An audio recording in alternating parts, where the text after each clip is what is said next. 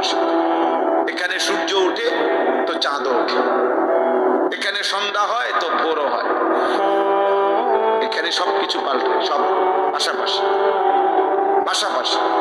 এই জন্য এখানে ভালো মন্দ পাশাপাশি, পাপী ইমানদার পাশাপাশি।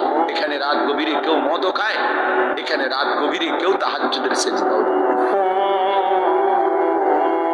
কেউ গভীর রাতে সেজদায় চোখের পানি ফেলে, কেউ মদের আড্ডায়, জুয়ার আড্ডায় রাত কাটায়, নারীর আড্ডায় রাত কাটায়।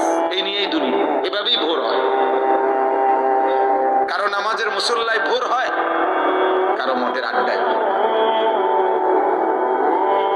কারো জুয়ার আড্ডায় সন্ধ্যা হয়, কারো মাগরিবের নামাজে সন্ধ্যা। এভাবেই চলবে দুনিয়া ইসরাফিলের ফু পর্যন্ত। আর সর্বশেষ যেদিন ইসরাফিলের ফু হওয়ার টাইম হবে, শেষ অবস্থা হলো যে একজনও ইমানদার আল্লাহ বলনেওয়ালা থাকবে না। ঠিক তখন মুহূর্তে ইসরাফিল ফু, শিরারুল খালক ফিল জমিনে যখন সবাই একসাথে চূড়ান্ত পর্যায়ে নিকৃষ্ট হবে, একজনও আল্লাহ এই কথা উচ্চারণ করার থাকবে না, তখনই আল্লাহ তাআলা বলবে ইসরাফিল আর লাগবে না, আমার দুনিয়া আর লাগবে না, উঠায় ফেল, ফু দাও। এরপরে পৃথিবী কায়নাত আল্লাহ তাআলা শেষ করে।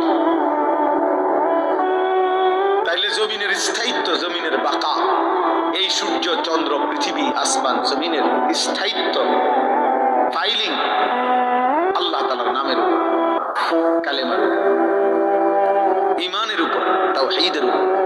আল্লাহ এই শব্দের উচ্চারণ আছে বলে